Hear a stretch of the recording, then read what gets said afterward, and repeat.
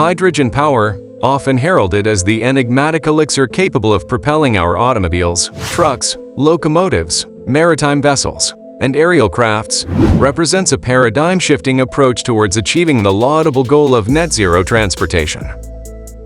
Esteemed corporations such as Toyota and JCB continue to devote their efforts to this innovative technology, persistently refining its potential as they, in conjunction with significant swaths of the globe, remain steadfast in their conviction of its superiority over conventional electric alternatives.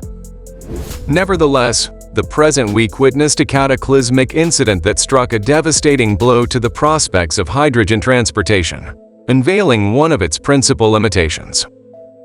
Let us convene to meticulously examine the circumstances surrounding this calamitous occurrence and to discern its implications for the future trajectory of hydrogen power within the domain of transportation.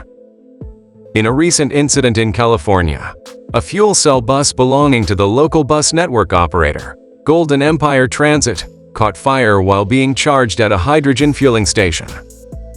Thankfully, safety mechanisms at the station prevented the fire from spreading to the primary hydrogen tanks, ensuring that the situation was contained. However, the bus itself was completely destroyed, rendering it inoperable. According to official statements, the fire occurred during the fueling process of the hydrogen buses. Fortunately, the advanced safety technology implemented in the fueling station was effective in preventing further escalation of the incident. Eyewitnesses in the area reported hearing and seeing explosions from the hydrogen tanks on the bus that had just been filled prior to the fire outbreak. Golden Empire Transit CEO, Karen King, acknowledged that the situation could have been much worse had it not been for the safety mechanisms in place and the prompt response of the Bakersfield Fire Department. Fortunately, no injuries were reported as a result of the incident. While it is still too early to determine the exact cause of the fire, it has raised concerns about the safety of hydrogen-powered buses and their use in public transportation. The destroyed bus was one of the 10 hydrogen buses acquired by Golden Empire Transit as part of their efforts to transition to zero-emission fuels in California.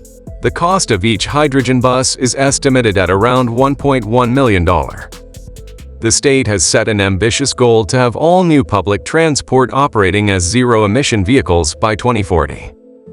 Golden Empire Transit, a transportation company serving Kern County in Southern California, has taken significant strides towards achieving this target by investing in a hydrogen fueling station to support its hydrogen buses. However, the cost of the damages incurred by the station during the recent fire incident was not disclosed in the official statement. The statement from Golden Empire Transit sheds light on an important reality. Transportation is responsible for 27% of the total greenhouse gas emissions in the United States, making it the largest contributor to air pollution. Hydrogen-powered vehicles are gaining traction in various countries, including Australia, where they are making their way into transportation networks.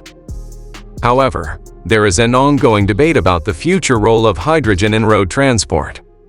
Alan Finkel, Australia's former chief scientist and a hydrogen car owner, shared his perspective on the matter in an interview with the Energy Insiders podcast. Finkel expressed doubts about hydrogen technology's ability to compete with the convenience of battery electric cars. While filling a hydrogen car takes only about 3 or 4 minutes, the overall refueling process can be time-consuming due to the limited availability of refueling stations. For instance, in Melbourne, there is only one refueling station, and across Victoria, there are only a handful of them. As a result, hydrogen car owners may need to travel significant distances to access these stations, making the refueling experience cumbersome, taking around 63 minutes, including travel time. This scarcity of refueling infrastructure poses a challenge to the widespread adoption of hydrogen vehicles, especially when compared to the convenience of battery electric cars that can be recharged at various locations, including at home or public charging stations.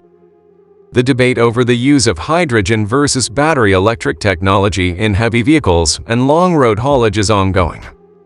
While some companies, like mining giant BHP, have chosen battery electric vehicles due to their lower costs and ease of use, others are exploring hydrogen solutions. Alan Finkel played a significant role in shaping Australia's national hydrogen strategy, which includes training Australian emergency services to respond to incidents involving hydrogen. Safety concerns remain a major factor that makes some people cautious about hydrogen's role in the transition to cleaner energy solutions. In the United States, there have been concerted efforts to train emergency responders, including firefighters, to handle situations involving hydrogen. The California Hydrogen Business Council argues that hydrogen buses are compelling, partly because they resemble existing bus fleets, potentially making their integration easier. However, safety concerns continue to be addressed to ensure the safe and effective integration of hydrogen as a clean energy solution. Recent events in the United Kingdom have raised further safety concerns regarding hydrogen technology. This is not the first time such incidents have occurred.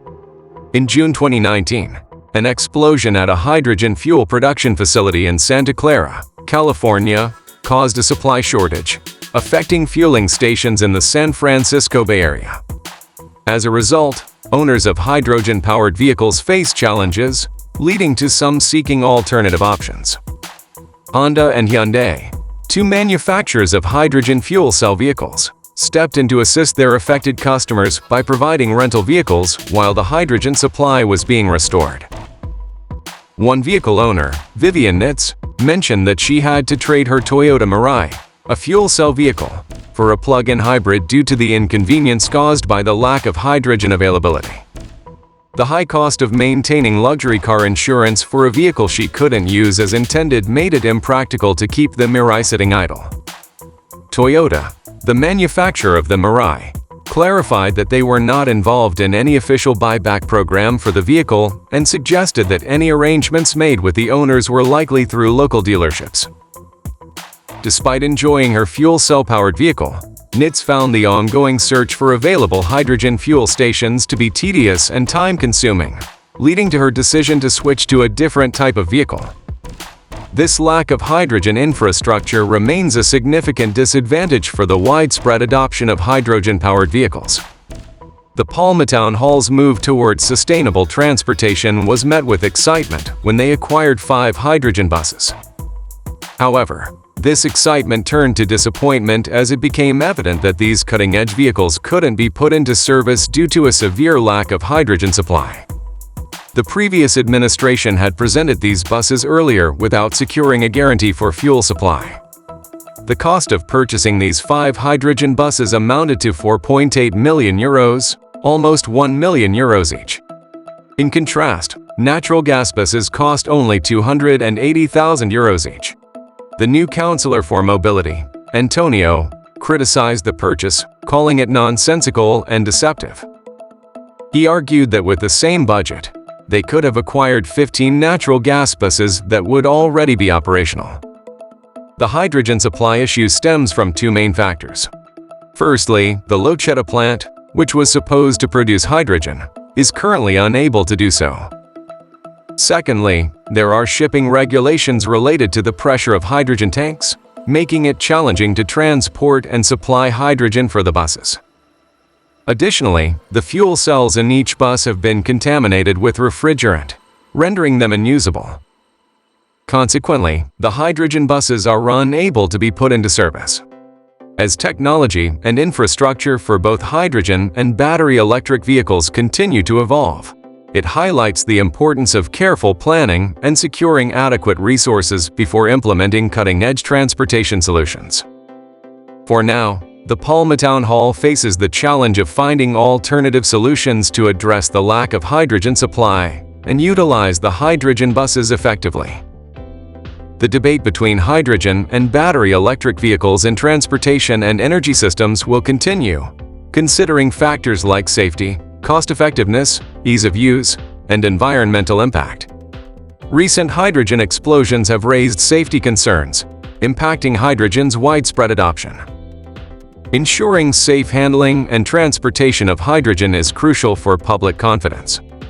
Battery electric vehicles have advanced rapidly, with improved charging infrastructure and longer ranges, making them more appealing to consumers and policymakers. Their charging convenience gives them an edge over hydrogen-powered vehicles. Careful evaluation of the pros and cons of each technology is necessary for making sustainable decisions in transportation and energy systems. Striking a balance between safety, cost-effectiveness, and environmental impact will be vital. We'd love to hear your thoughts on this topic. Please share your opinions in the comment section below.